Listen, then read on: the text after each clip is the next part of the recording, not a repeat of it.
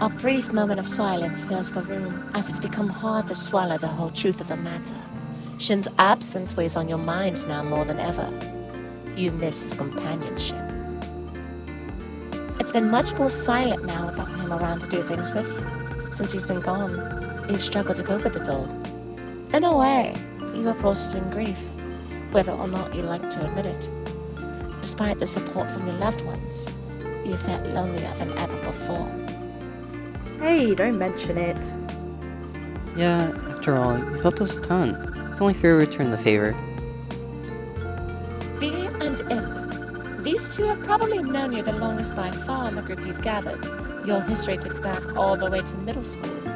So much has changed between the three of you since then, and a lot of drama has occurred. But you've stuck with them despite everything. You've grown a lot as well. Although part of you still wonders why they stay.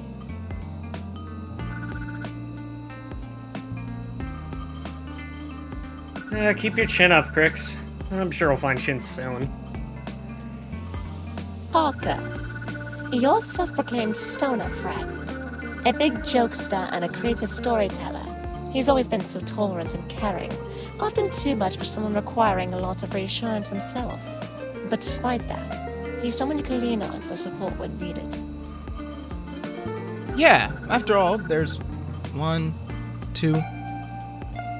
Scouty, if there was anyone who could match your energy, it was this knucklehead right here. Great at bringing life to a party, and always willing to try new things.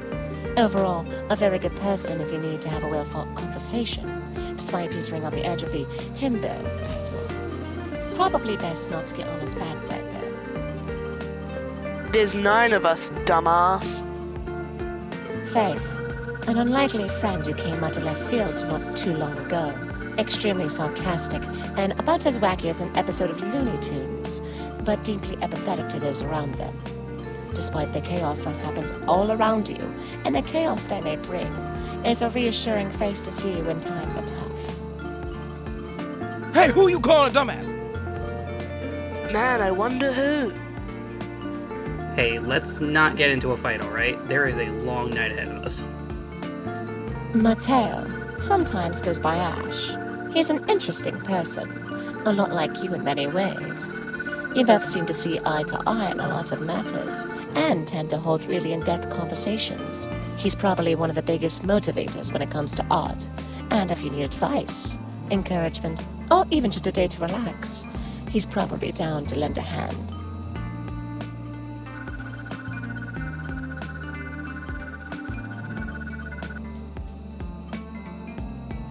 I haven't done that yet. For some reason, you doubt that. But before you can even ponder the thought, another familiar voice chimes in. So, what's the plan exactly? From what I've heard, this place isn't quite what it seems. Xander, a freestyling music fiend who's trying to push himself further up the ladder we call life. A down-to-earth kind of guy who's willing to spit in your face when you deserve it, and play along with friendly banter. Despite this, he's always looking to have a good time.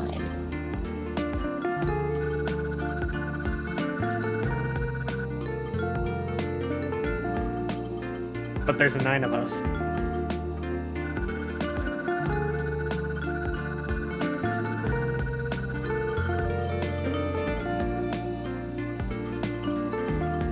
Yeah, I think we can do that. Of course, I mean, typically, you put the best people in the room on the same.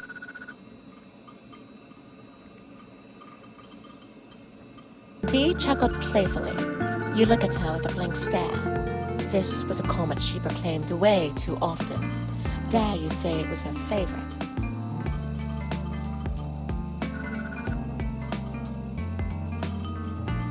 Hey, it's the dream team! I can live with this. You stroked your chin and paused for a moment to think before coming to a realization.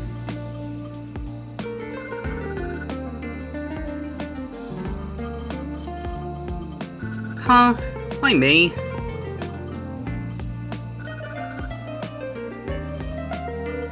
Hey! Fuck you! Both Parker and Scouty look at you as if you just insulted their grandparents.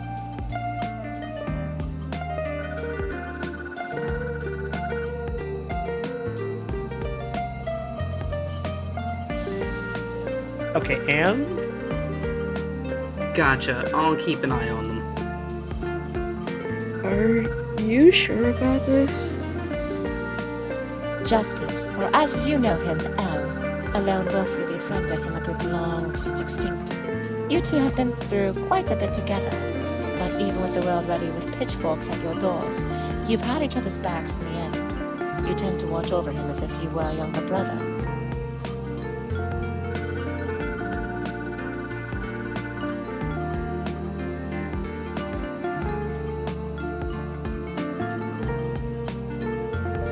Then why doesn't everyone do groups of 3? It would be even and safer, wouldn't it?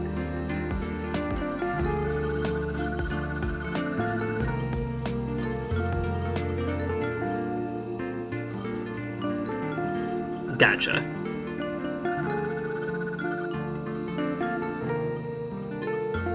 Really giving me the short end of the stick here.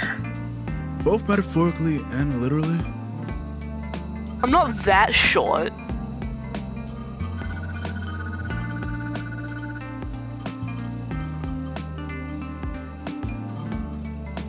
Shouldn't we be moving already? I hate to be wasting time. Well, we've got all night. I don't think the moon's moving anytime soon, right, Crix?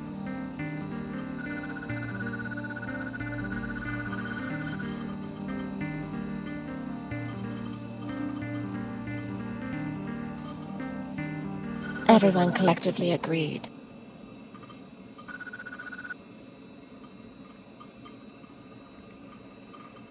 You and Justice move outside and start heading down your designated route to the park. The night is still and the air rather damp. If it was Halloween, this would have been the perfect night.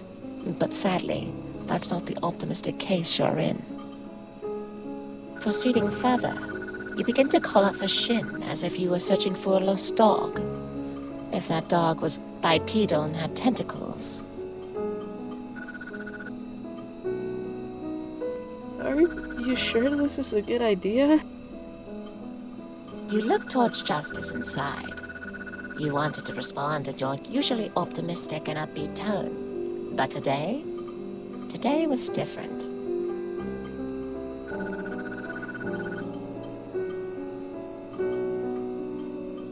What if he's just gone? Maybe he left on purpose.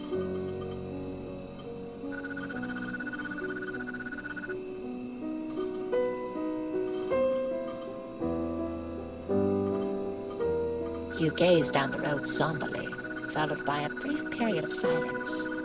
You aren't confident in your assessment, but you can't give up hope yet.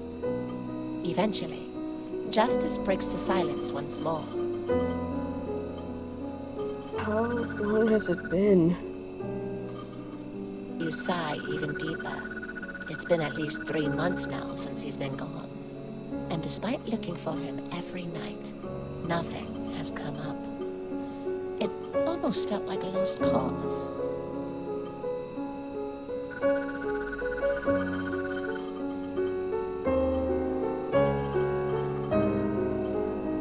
Well, on the bright side, there's no messages from the others. You begin to lose focus on what Justice is saying and stare off into the distance.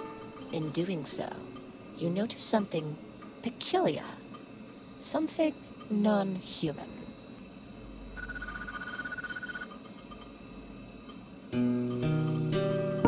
You grab Justice and pull him behind a car. What's wrong? Wordlessly, you point towards the weird figure in the distance. Its shape is rather uncanny and looks to be quite heavy in size. Its posture is limp as it walks down the middle of the road. It's almost zombie-esque. Justice peeks over the cover to take a look at the figure, recoiling in shock. However, the sudden movement draws the figure's attention and begins to charge towards your location.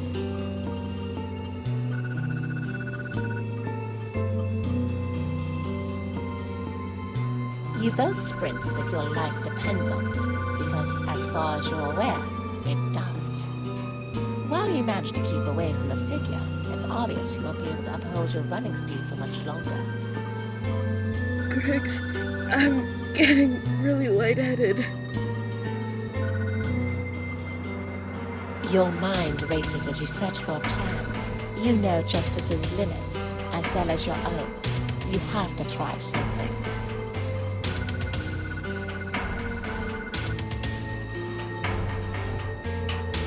What? But you need to find Shin. I'll try to distract it. You run.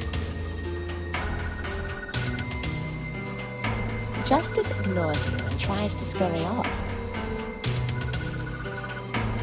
But you can't let him. Right now, it's either run or you'll both be dead meat. Knowing the danger, you waste no time and make a mad dash off towards the figure. Crix! Justice calls out to you, but you ignore it. You can't risk your safety, or at least you wouldn't be able to live with yourself if something were to happen. All you could do was hope that he'd follow the directions you provided to him. Once the figure notices you, you run around the block in an attempt to lose it for good. Your heart pounds, the creature roars ferociously.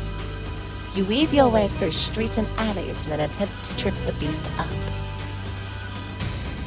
Eventually, you nestle your way into an alcove, hopping over a fence that was just opaque enough to shroud you into the darkness. A state of disorientation befalls you as you continue to run without end. Your mind is regarding the fact that there is no longer anything chasing you. Your speech slurs as dehydration and lack of breath worsens your condition. Eventually, your mind fails to keep up as your vision fades to black.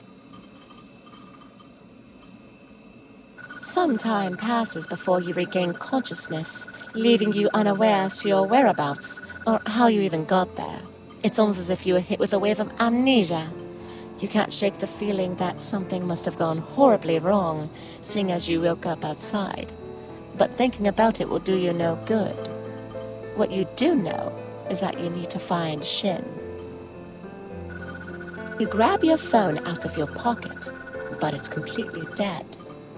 Without any way to tell the time or even call for help, it seems that you are on your own for now, with only your bag to assist you.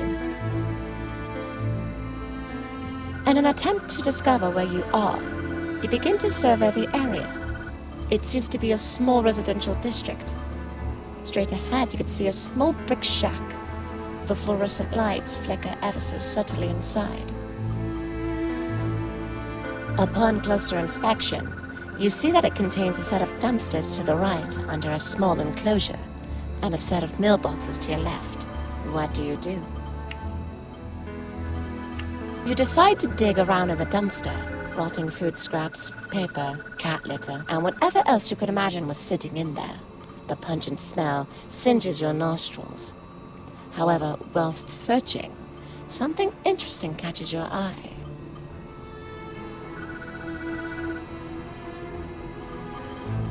Inspecting the mask further reveals it to be older in age, although it's unclear how old it really is. It's not broken or damaged, yet here it lay amongst the trash. You can't really begin to understand why, but it seems important. Do you take it?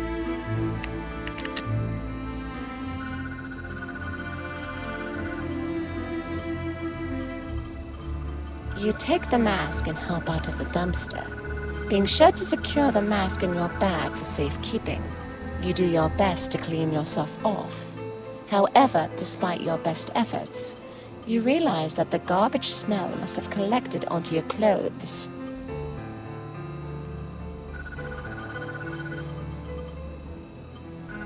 Looking within your bag, you find a bottle of perfume that you used to drown out the smell temporarily and shrug it off for now. Walking aimlessly, you try to get a sense of where you are. The air's still and quiet. Too quiet. Not even a slight breeze or rustle can be heard. Even your own footsteps seem awfully quiet for the brisk pace you walk at. The only thing clearly audible is the sound of your own heartbeat sending ripples throughout your body, causing a slight tension to well up from within.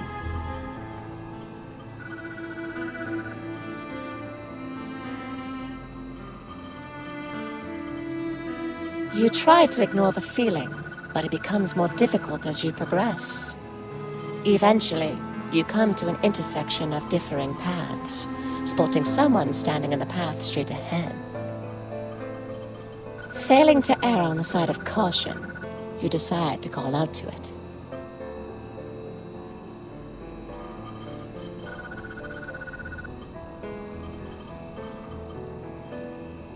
It takes notice of you and begins to approach you slowly.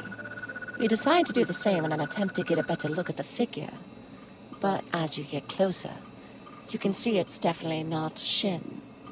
In fact, the stranger remains darkened regardless of the lights illuminating its surroundings, as if it were permanently cast over by shadows. Your gut feeling says something is wrong, but you're forced to subdue your thoughts as the figure charges straight at you. What do you do?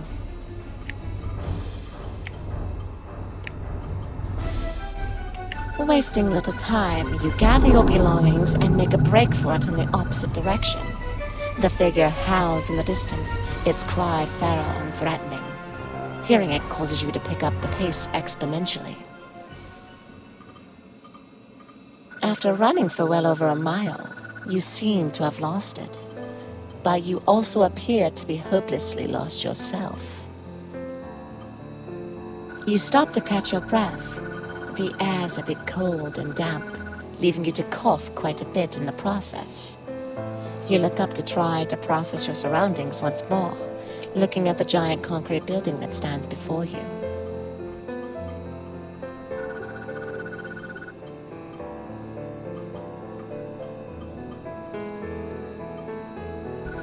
As your location becomes clearer, you decide to walk around the perimeter to recompose yourself.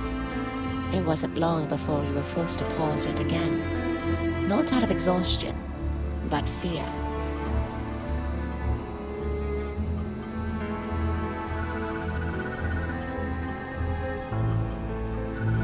Gazing upon a small tree, you spot a familiar red vest dangling from its branches. A mixture of shock, dread, and curiosity rushes through you as you fail to avert your eyes from the red garment. Do you investigate?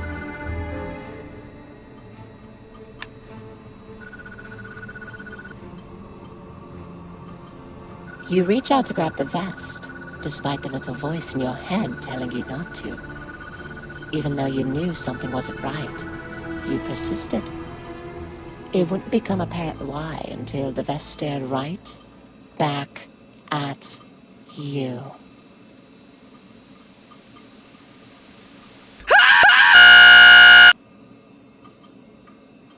Suddenly, you wake up on a park swing set. The area seems to be relatively safe, so you take the opportunity to rest for a moment. However, it's unclear how you ended up here. Your body's tired and sore. You look over at your right arm and notice it's bleeding quite a bit. Numerous lacerations can be found all across it, some cut in pretty deep. While you are determined to find your friend, you should probably see a doctor. Although, you could likely get by if you were careful enough. What do you do?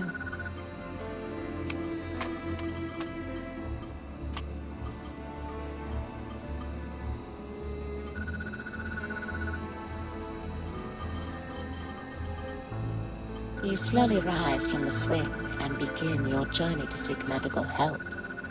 Your wounds make it rather difficult to see clearly, let alone walk straight. Gazing at the world around you, it seems even darker than before.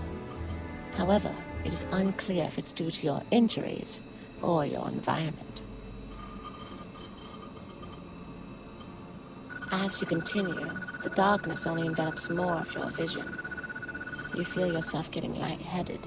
It could pass up, or it could get worse. One thing you know for sure is that your urge to push on is great. Looking to your right, you notice a bench beside you. Maybe you should rest. What do you do? No! What are you doing? Looking up at the sky, you see the moon is still stuck in the same position as before, but now shrouded completely by clouds. You've come to terms on how this has been your life for nearly 3 months, although it's unclear why Shin's disappearance coincided with this phenomenon. Looking at the path ahead, you feel as if even the brightest sources of light are beginning to dim. After a period of time, you realize your eyes aren't deceiving you. The lights aren't just getting dimmer, but they're beginning to turn off. It's probably not a good idea to be caught in the complete darkness. Who knows what may happen? What do you do?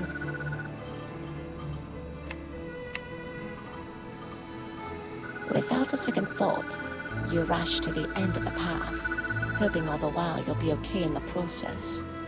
Alter breath and alter options. You stop in the middle of an open field, trying your best to catch your breath. You're absolutely exhausted, in pain, and stressed out.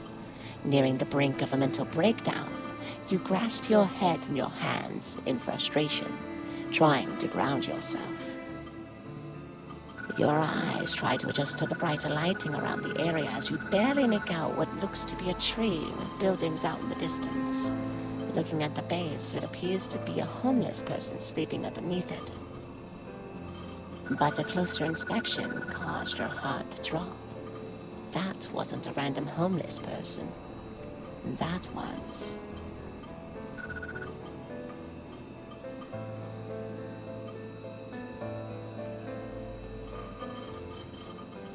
You rush over to Shin and pick him up. His clothes look tattered and dirty, his complexion pale. He's cold and limp. It's unclear how long he's been here for. You check his pulse, hoping to find a sign of life. But you don't.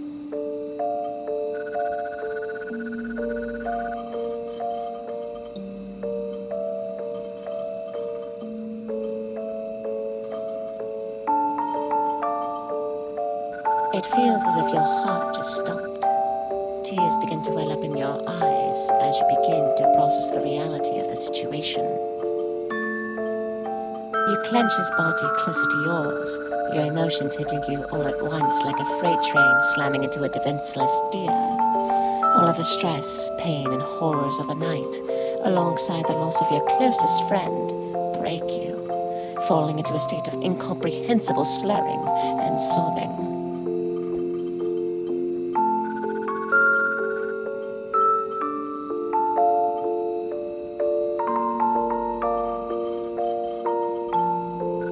You sit there for what feels like ages, letting out all of the misery built up over the course of these last few months. But before you can even get a chance to start processing everything that has happened, you hear an unfamiliar voice coming from directly behind you. You never even heard it approach, nor do you know who it belongs to. Not many are capable of witnessing their own death. You grip Shin's body tightly. Your state of mind makes it difficult to understand what's being said to you. Their voice's vision piercing the back of your skull causes a sense of tension to well from within. Nevertheless, you seem to be taking it quite well when compared to others. Surely, an out-of-body experience like this must come with questions. Confused, you wipe the tears out of your eyes and put Shin's body down, turning to face the voice behind you. However, you stop dead in your tracks. Standing before you was something you never could have predicted. A darkened silhouette floated gently in the air, a skull wrapped within a cloak planted by time. A single sickle rests within its articulated hand. This silhouette returned a piercing, blank stare through its hollowed eyes. It was as if it were trying to analyze not just you, but judging who you were as a person. Shock is a natural feeling to express under these circumstances. Your breathing becomes heavier as you stand face to face with the defining image of death itself. It takes you some time before you can muster any form of sensibility within your thoughts. Through your congestion and stammered breaths, you hesitantly make your reply.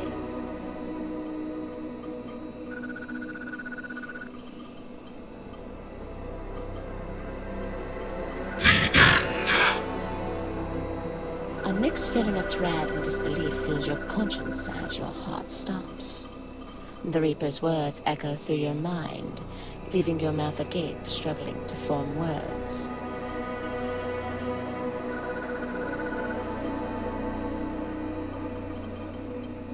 I am not the writer of the rules, merely the deliverer. Despite this, I can see just as clearly as you can that your corpse lie before you.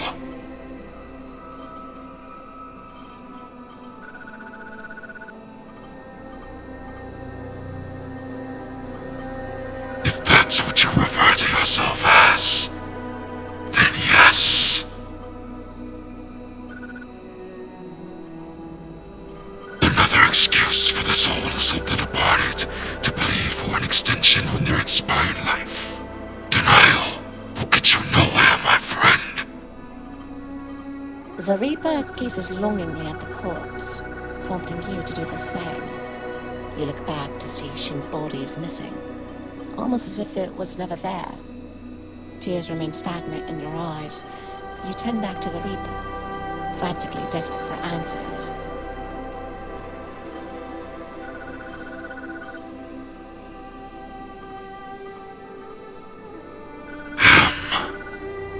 A strange way to address oneself.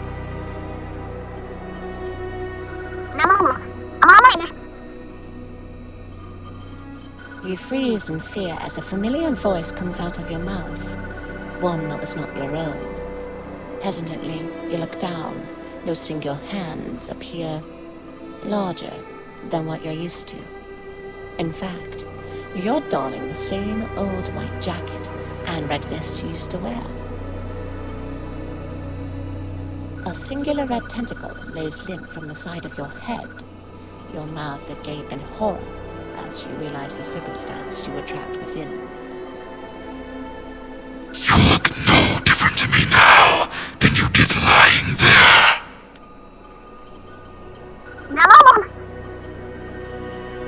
Falling down to your knees, tears fall from your cheeks, beginning to break down yet again. Your head rests within your hands. Frantically, you look around, trying to find a way out of this reality that is succumbing to madness. Out of the corner of your eye, you spot the mask from earlier in the night. In a desperate and defiant manner to do anything, you snatch the mask, chucking it directly at the spectre. The mask cracking as it connects squarely in the jaw of the Reaper.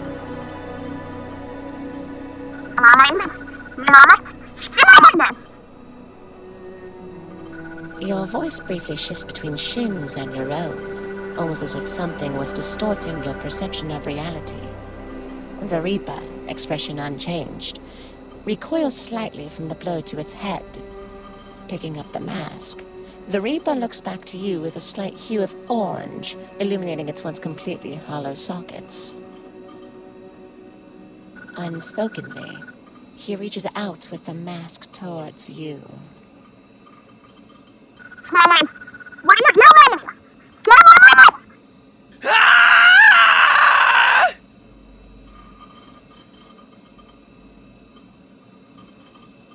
From a distance, Mateo hears screams of agony from just a few blocks away. A concerned expression floods his face. Did you guys hear that? Parker, who was exhausted and trying to catch his breath, now mirrors the same expression. That sounded like Crix. What are we waiting for? We need to go help, like, now! Parker waves his hand dismissively. As he sits down on a concrete wall, he regains his composure. I can't. I'm out of breath. After running whatever the fuck that thing was. Parker then points down the road from where they just ran from. Fuck, I wish we still had the car. Why don't you run ahead? I'll stay with Parker. Are you sure you're gonna be okay? It's all good. We'll catch up. Scouty nods and dashes off towards the park.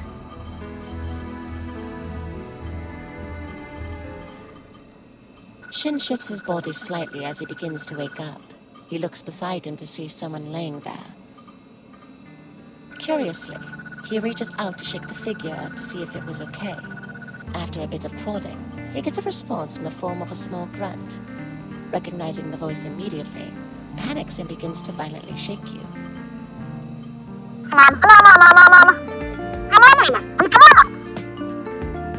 Shin spoke out with the utmost enthusiasm and concern. Questions flood his mind, but he pushes them aside for now as he tries to get a response out of you. You groan louder before slowly coming to. Your body is weak and still aches. You've been drained of your energy, but you seem to be capable of remaining conscious. You pause mid-sentence, looking right at the figure that stares you right in the eyes. You couldn't believe what you were seeing. Yet here he was, right in front of you.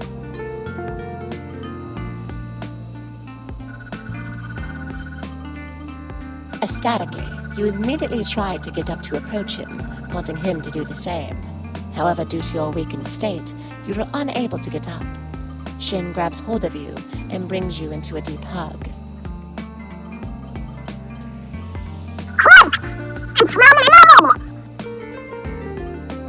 The both of you nearing tears as the joy of being reunited couldn't be expressed any greater than the emotions you felt in that moment.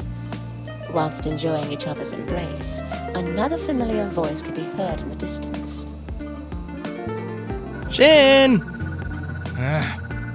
Where are you? Can't believe I'm still looking for this damn squid. What time is it anyway? Feels like it's been an hour. Scouty spots you and Shin in the distance. Hey, it kinda looks like Shin! You poke your head up to see what was going on. Even though you had yet to get your bearings, Scouty arms himself with his signature baseball bat and starts charging towards you and Shin rather furiously. Hey you! Get your ass away from Shin!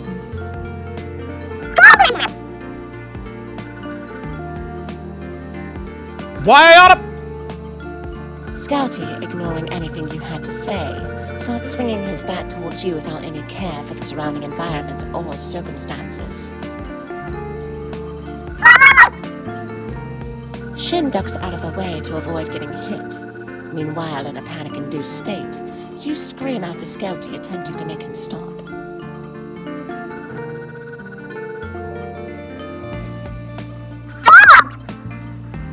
Right before he's about to take another swing, Scouty pauses.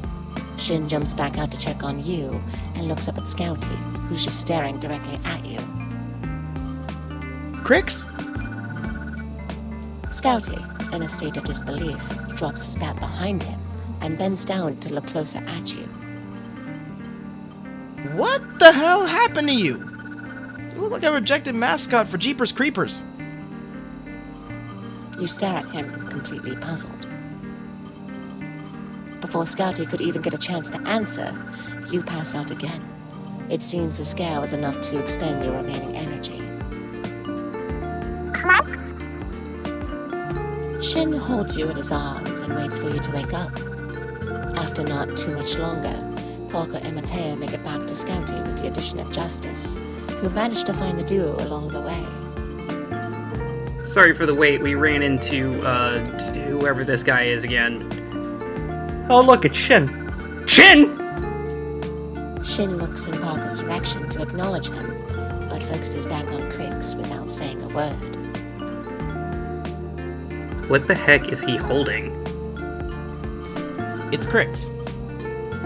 Shin just hugs you tightly, sighing deeply as everyone watches in abject horror. Crix? What? Oh, is that Crix? Neat. Scouty shrugs, unsure of how to respond. Well, I can't be sure. Looking back over at Shin, he sighs as well and puts his hand on Shin's head, Shin slightly nuzzling into the warmth of Scouty's hand. But I trust Shin's judgment. Everyone sits in silence for a moment. No one quite knows what to say or how to react, let alone what had happened. It would be some time before someone finally breaks the silence once more. We should head back. Let's message the rest of the group to come pick us up. The group collectively nodded.